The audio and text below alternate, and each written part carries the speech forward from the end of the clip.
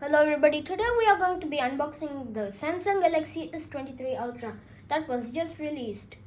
So here is the box. Now this year there's no 128GB storage variant. It starts from 256 gigabytes and goes from $1,199 to $1,619. So that's more expensive than the last year. Here's the box. As you can see, it's a classic Samsung S series box. Let's cut the seal off. That's my way of cutting the seal. There's no place to there's no pull tabs or anything, I think.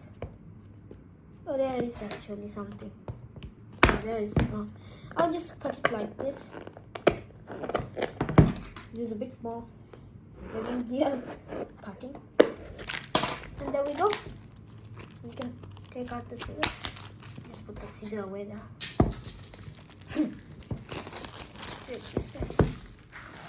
But the box is a bit scratched out. But the phone isn't scratched out. So this box is a bit hard to open.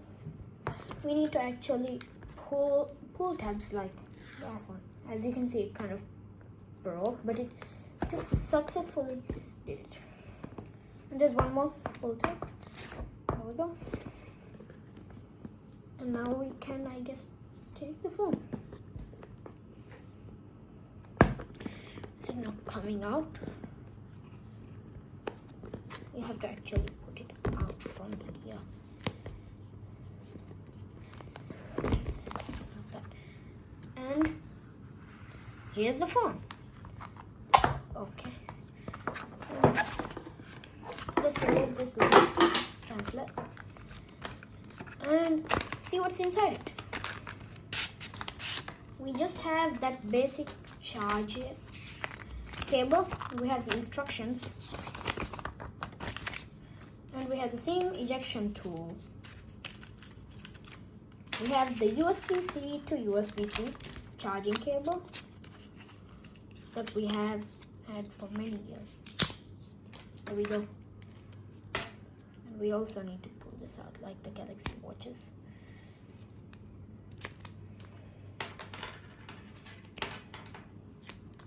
There you go. Quite a long cable. Not the longest. Here's the phone. It's a very thin box. It's a very thick phone. It's not a thick phone. Let's keep the phone aside for now. Oh, nothing else is in the box, so we can just take this thing out and look. It's beautiful. Take out the screen protector. There it is. It's a very nice phone. So, I think we have plastic here, just like the previous years. I think I had to remove. We have plastic wrapping all over the frame.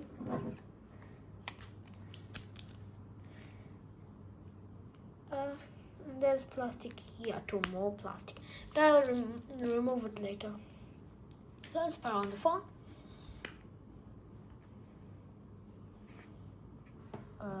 Yes. And there's the S Pen there. As you might already know. There's a S Pen included with the Galaxy S23 Ultra and S22 Ultra. Nice addition to the phone. So I'll actually come back after setting the phone up. So I'll be in a moment.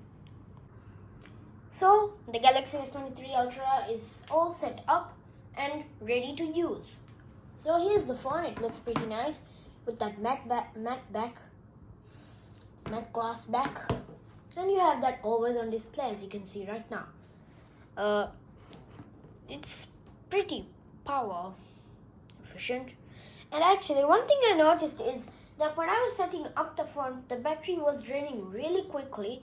And I don't know why, but it's definitely worse battery life. Much worse than the Galaxy S22 series, S21 and S20 and even the S10, I think. But this phone's battery is also, it's good. It's not the best. It's not the best battery you can get. It drains. If you're playing heavy games, it might drain quicker, but it's a very good battery. It's one of the best batteries out there you could even get. It has a 5000 milliamp hour battery. Okay, so I'll talk about the specs right now.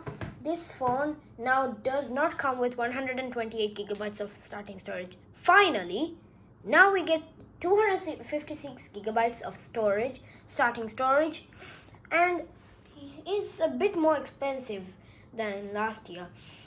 So it starts from $1,199 to $1,619. So we had $1,099 to $1,599 last year. And this phone actually comes with 256 gigabytes with 8 gigabytes of RAM, 512 gigabytes of storage, 12 gigabytes of RAM, and 1 terabyte of storage, 12 gigabytes of RAM. Sadly, there's no 16 gigabyte variant, I guess, because I don't know, that's a bit of a downgrade. So actually, the chip is pretty interesting. It has a Samsung 4 Galaxy Snapdragon 8 Gen 2. It's a 4 Galaxy variant. It has a slightly higher clock speed, and its benchmark scores are slightly better. So the both chips are better. Both chips are actually pretty good.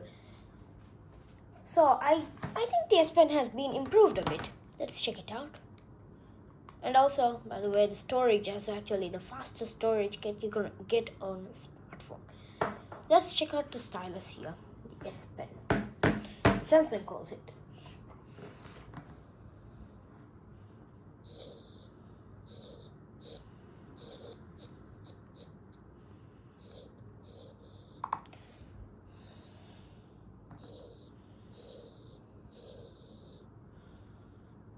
It's not very easy to write because the display is curved.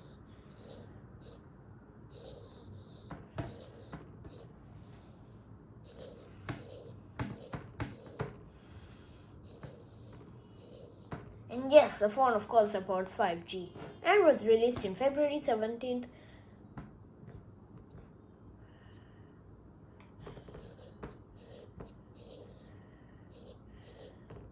Of 2023.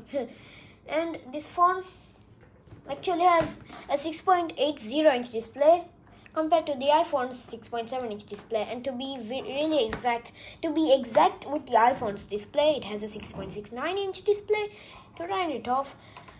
And the Samsung Galaxy S23 Ultra and the S22 Ultra both have a 6.80 inch display to be exact. Now this phone has LTPO2 technology, so it can refresh down to 1 Hz to save battery, and you have motion smoothness. I'll just show you. You can go into settings, display, and you can see motion smoothness.